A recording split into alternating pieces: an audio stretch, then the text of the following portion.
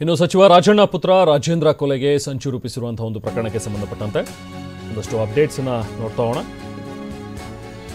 ಸಚಿವ ರಾಜಣ್ಣ ಪುತ್ರ MLC ರಾಜೇಂದ್ರ ಅವರ ಕೊಲೆಗೆ ಸಂಚು ರೂಪಿಸಿದ್ದಾರೆ ಅನ್ನುವಂಥದ್ರ ಬಗ್ಗೆ ಅವರು ಮೊನ್ನೆ ಕೂಡ ಮಾತನಾಡಿದ್ರು. ಹಾಗೆ ಕ್ಯಾತ್ಸಂದ್ರ ಪೊಲೀಸ್ ಠಾಣೆಯಲ್ಲಿ ಪ್ರಕರಣ ಈಗಾಗಲೇ ದಾಖಲಾಗಿದೆ.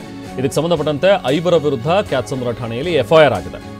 A1 ಆಗಿ ಸೋಮ, A2 Bharat, A3 Amit, A4 goonda ಅಂತೆ, A5 ಯತೀಶ್ ಅಂತೆ. ಸೊ ಈ 5 ಜನರ ಮೇಲೆ ಈಗ ಪ್ರಕರಣ ದಾಖಲಾಗಿದೆ. ಅನಾಮಧೇಯ ಮೂಲಗಳಿಂದ ಒಂದು ಆಡಿಯೋ ಸಿಕ್ಕಿದೆ ಅಂತ ಹೇಳಿ ರಾಜೇಂದ್ರ ಅವರು ದೂರಿನಲ್ಲಿ ಹೇಳಿದ್ದಾರೆ. ಅಂದರೆ ನನ್ನ ಸೋರ್ಸ್ನಿಂದ ಈ ಥರದೊಂದು ಆಡಿಯೋ ಬಂತು, ಬಟ್ ಆ ಆಡಿಯೋದಲ್ಲಿ ನನ್ನ ಕೊಲೆಗೆ ಸಂಚು ರೂಪಿಸಿದ್ದಾರೆ. ಜೊತೆಗೆ ಅಲ್ಲಿ ಕೆಲವೊಂದಷ್ಟು ಹೆಸರುಗಳು ಬಂದಿವೆ.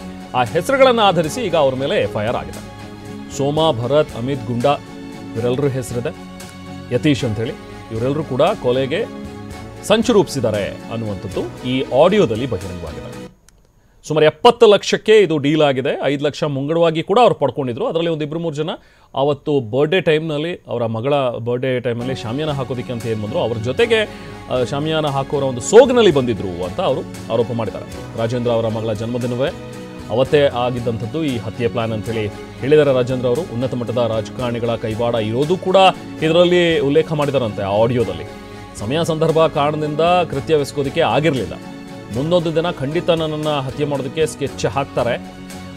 ತುಮಕೂರಿನ ಶಿರಾಗೇಟ್ ಶೆಡ್ನಲ್ಲಿ ಇವರು ಎಲ್ಲರೂ ಸೇರಿಕೊಂಡು ಸ್ಕೆಚ್ ಹಾಕಿರೋದು ಅಂಥೇಳಿ ದೂರಿನಲ್ಲಿ ಹೇಳಿದ್ದಾರೆ. ರಾಜೇಂದ್ರ ಹತ್ಯೆಗೆ ಹೊಸ ಕಾರು, ಶಸ್ತ್ರಾಸ್ತ್ರ ಎಲ್ಲವೂ ಕೂಡ ಖರೀದಿಸಿದ್ರಂತೆ. ಮಧುಗಿರಿ, ತುಮಕೂರು, ಬೆಂಗಳೂರು, ಕಲಾಸಿಪಾಳ್ಯ ಎಲ್ಲ ಕಡೆ ಕೂಡ ಚಲನವಲನಗಳ ಬಗ್ಗೆ ಅಪ್ಡೇಟ್ ಮಾಡ್ತಾ ಇದ್ದಿದ್ರ ಬಗ್ಗೆನೂ ಕೂಡ ಉಲ್ಲೇಖ ಇದೆ. ನೋಡಿ, ಒಂದು ಫೋಟೋ ನೋಡ್ತಾ ಇದ್ದೀರಿ ನೀವು TV9ನಲ್ಲಿ. ಈತ ಸೋಮು ಅಂಥೇಳಿ A1 ಆಗಿರೋನೇ ಈತ ಒಬ್ಬ ರೌಡಿ ಶೀಟರು.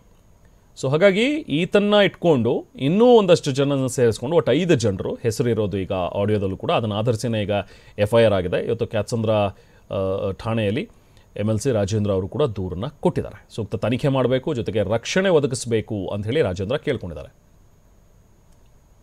ಹಾಗೆ ನಿನ್ನೆ ಮಾತನಾಡಿದರು ರಾಜೇಂದ್ರ ಅವರು, ಹೇಗೆ ತನ್ನ ಮೇಲೆ ಈ ಥರ ಕೊಲೆಗೆ ಯತ್ನ ನಡೆದಿದೆ ಅನ್ನುವಂಥದ್ರ ಬಗ್ಗೆ ಏನು ಹೇಳಿದ್ರು ನೋಡೋಣ.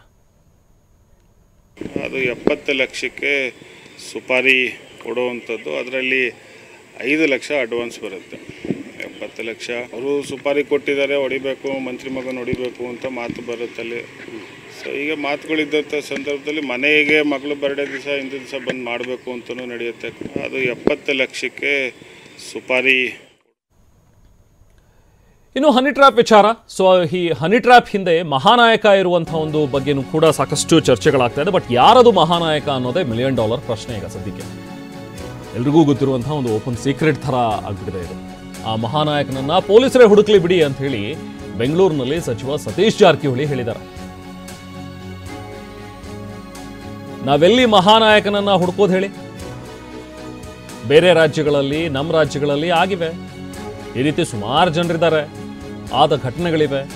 ಪೊಲೀಸರೇ ಎಲ್ಲವನ್ನು ಕೂಡ ಇನ್ವೆಸ್ಟಿಗೇಟ್ ಮಾಡಲಿ ಅಂತೇಳಿ ಬೆಂಗಳೂರಿನಲ್ಲಿ ಸಚಿವ ಸತೀಶ್ ಜಾರಕಿಹೊಳಿ ಹೇಳಿದ್ದಾರೆ. TD ಬಂದ್ರೆ ಮಹಾನಾಯಕ, ಹನಿ ಟ್ರ್ಯಾಪ್ ಆದ್ರೆ ಮಹಾನಾಯಕ, ಕೊಲೆ ಸುಪಾರಿ ಆದ್ರೆ ಮಹಾನಾಯಕ. ಯಾರು ಸರ್ ಅವ್ರು ಹಂಗಾದ್ರೆ? ಇಲ್ಲ ನಾವೆಲ್ಲಿ ನಾವೆಲ್ಲಿ ಹುಡುಕೋದು? ಇವರಿಗೆ ಹುಡುಕ್ಲಿಕ್ಕೆ ಟೈಮ್ ಬೇಕಾಗ್ತೈತೆ, ಪೊಲೀಸರು ಹುಡುಕ್ಲಿ. ನಿಮ್ಮ ಪೊಲಿಟಿಕಲ್ ನಾಲೆಡ್ಜ್ ಅಲ್ಲಿ ಏನಾದ್ರು ಗೊತ್ತಾ ಸರ್ ಆ ಥರದವ್ರು ಯಾರು ಇದ್ದಾರೆ ರಾಜ್ಯದಲ್ಲಿ? ಸುಮಾರು ಇದ್ದಾರೆ, ದೇಶದಲ್ಲಿ ಸುಮಾರು ಇದ್ದೇ ಇರ್ತಾರೆ. ಮತ್ತು ಆದದ ಘಟನೆಗಳು ಕೂಡ ಇದೆ. ಬೇರೆ ರಾಜ್ಯಗಳೆಲ್ಲ ಆಗಿದೆ, ನಮ್ಮ ರಾಜ್ಯಗಳಲ್ಲಿ ಆಗಿದೆ, ಸುಮಾರು ಕಡೆ ಆಗಿದ್ದು ಉದಾಹರಣೆಗಳು ಇದೆ. ಸೊ ಇವರೇ ಅವರೇ ಅಂತ ಹೇಳಿಕ್ಕೆ ಆಗೋಲ್ಲ. ಸೊ ಪೊಲೀಸ್ ಇನ್ವೆಸ್ಟಿಗೇಟ್ ಮಾಡ್ತಾರೆ, ಮಾಡಲಿ, ಕಾದು ನೋಡೋಣ. ಆಯ್ತು, ಈಗ ಅದು ಪೊಲೀಸರು ತನಿಖೆ ದೂರು ಕೊಟ್ಟಿದ್ದಾರೆ. ಅಲ್ಲೆಲ್ಲೋ ಕ್ಯಾತ್ಸಂದ್ರದಲ್ಲಿ, ತುಮಕೂರಲ್ಲಿ ದೂರು ದಾಖಲಾಗಿದೆ. ಸೊ ಪೊಲೀಸರೇ ಮಾಡಲಿ, ತನಿಖೆ ಮಾಡಲಿ. ಯಾಕಂದ್ರೆ ಅಂತಿಮವಾಗಿ ಹೇಳಬೇಕಾದ ಅವರು, ನಾವಲ್ಲ. ಅವ್ರು ತನಿಖೆ ಮಾಡಲಿ. ಯಾಕೆ ಅವರೇ ಹೇಳಬೇಕಾದ, ನಾವು ಹೇಳಲಿಕ್ಕೆ ಆಗೋಲ್ಲ. ಯಾರ ಮಗ ಆರೋಪ ಮಾಡ್ಲಿಕ್ಕೆ ನಮಗೆ ಅಧಿಕಾರ ಕೂಡ ಇಲ್ಲ. ಇನ್ನಾದ್ರೂ ಪೊಲೀಸರೇ ಕಂಡುಹಿಡಬೇಕಲ್ಲ. ಈಗ ನಾವೇ ಇನ್ವೆಸ್ಟಿಗೇಷನ್ ಏಜೆನ್ಸಿನೂ ಅಲ್ಲ. ಸೊ ಅದನ್ನು ಅವರೇ ಮಾಡಬೇಕು. ವೇಟ್ ಮಾಡೋಣ.